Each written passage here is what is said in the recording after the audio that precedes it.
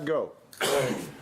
So, I guess Per didn't try to pronounce my name. It's Georgis Ozadinos.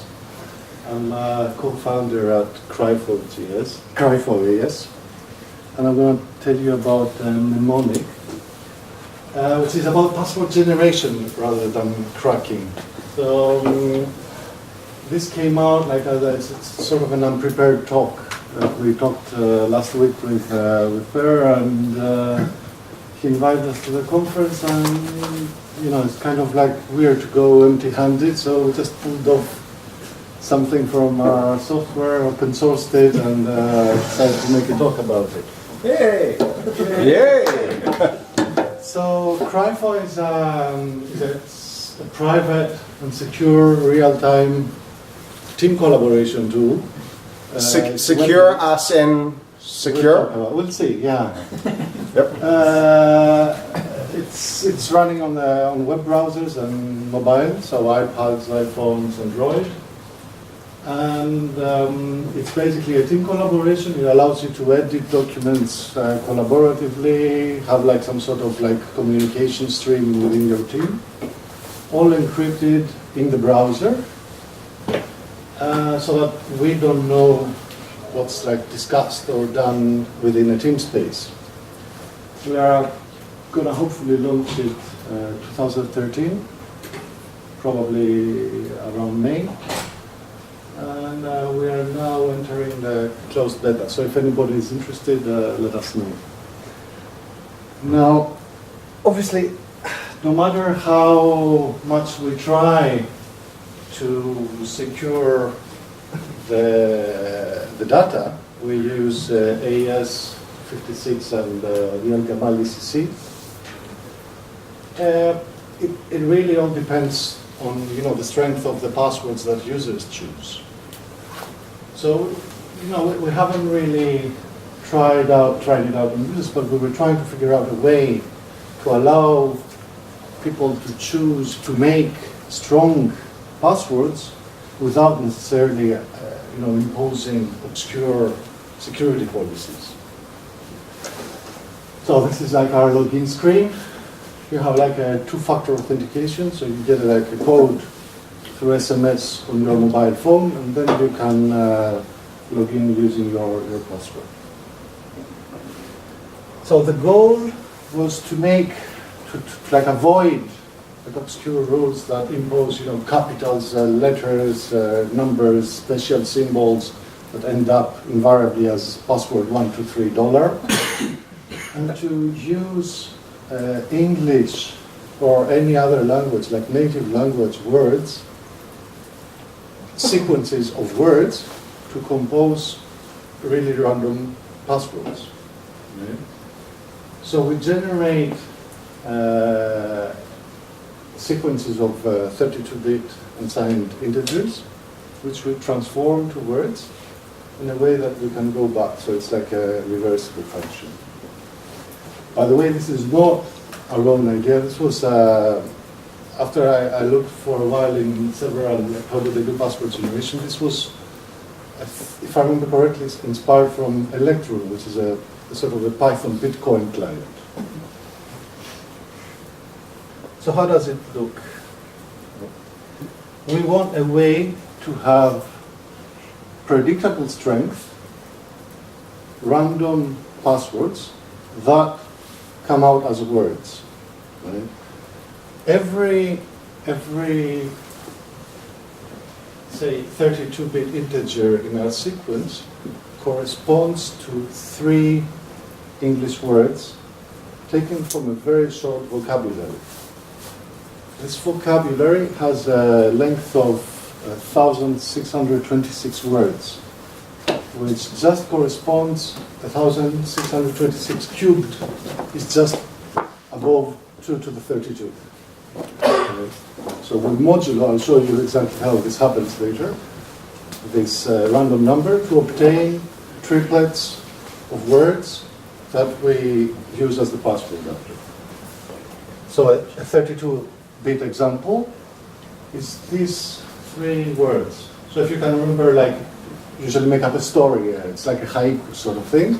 like confidence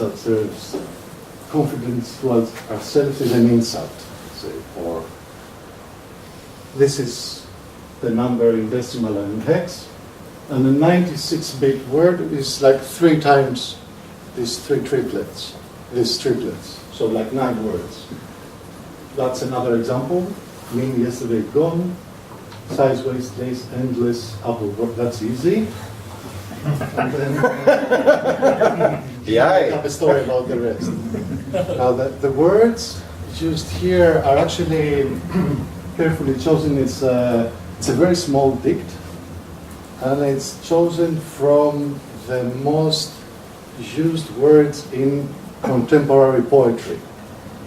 Okay? So, supposedly, and hopefully these are like memorable words that you can make up a story about. But they do, in fact, are of 96-bit strength, 9 words, right? And this is 32-bit. So you choose arbitrarily the strength you want to produce, and then you have like a predictable way of creating words that you can remember. We haven't really tried it out, but we are hoping that it's a much stronger way of creating good passwords. So that's the decimal for this one. And this is pretty easy to get, like 32/3 gives you about 10.6 bits of entropy per word, compared to, say, 6.5 for the entire ASCII range, or about 2 for English.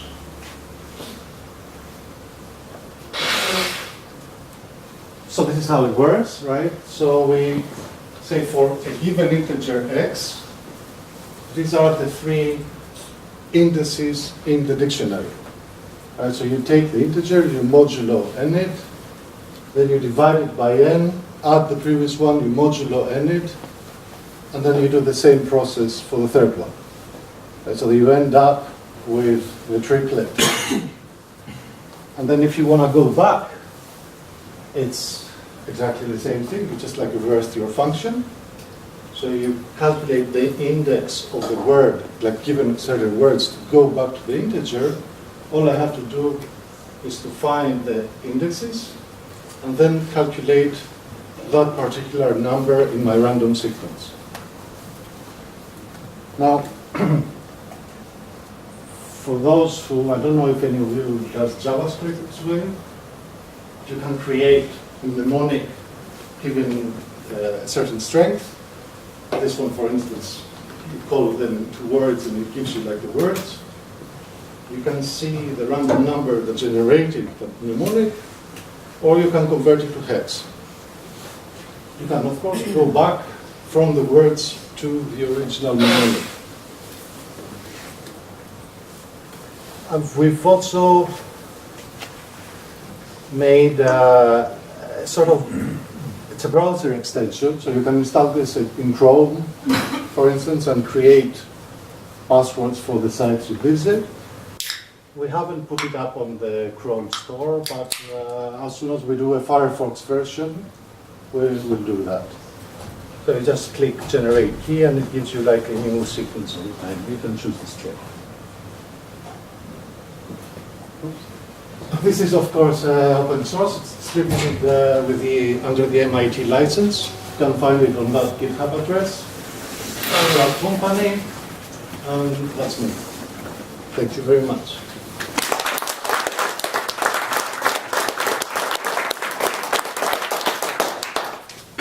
Random. For Chrome and Safari, it's easy because like they have their crypto API now, so you can do like get random bytes. For Firefox, that's why we haven't done the extension yet.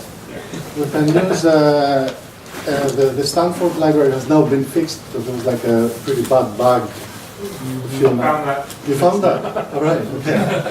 There was a bad bug. Now it's sort of okay-ish. That's good. But you know, we're probably gonna use that because we use this GCL on our stack anyway. But otherwise, it's just like the crypto API.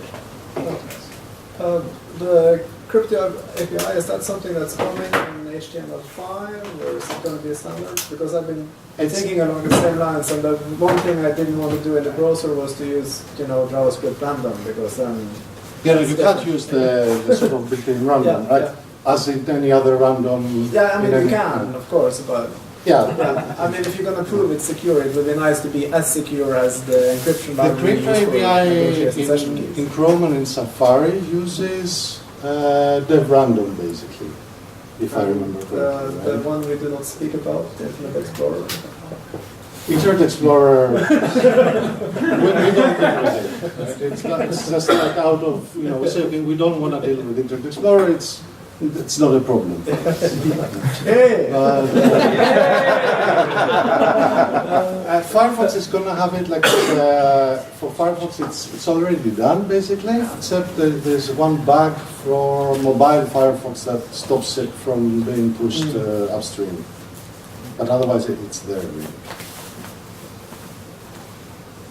Any other questions?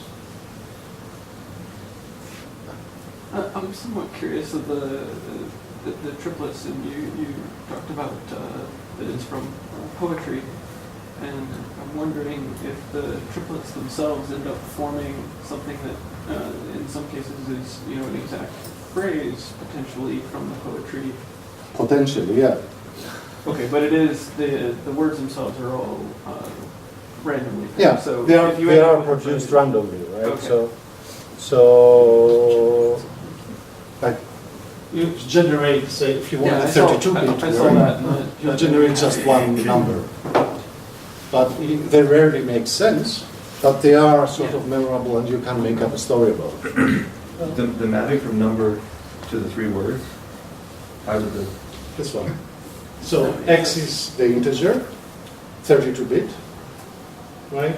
The first index in the dictionary of the first word of the triplet is X modulo n. Then you take X, divide by n, normalize it for the sort of, because remember n here is 1626, which cubed gives you just above 2 to the 32 to make the math work, really.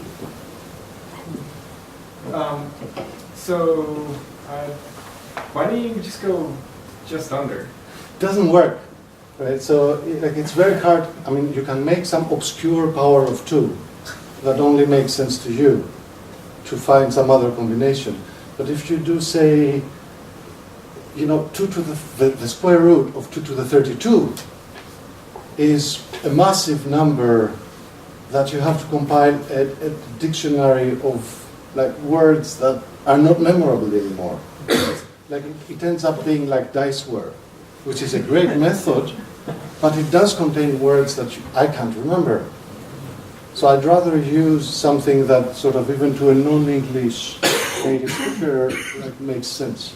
Well, the reason why I ask is the first couple words in your dictionary, the third word is going to be twice as more likely than the first couple. No. And You got- unless it's slightly less. So, Steve, Cryfor is here in Oslo, and you are staying here until Saturday, right? We are in Tensberg, actually. Tønsberg. Okay, yeah, well, yeah. Just an hour. Yeah, but anyway, I'll break it off. Next one. Thank you. Tusen takk.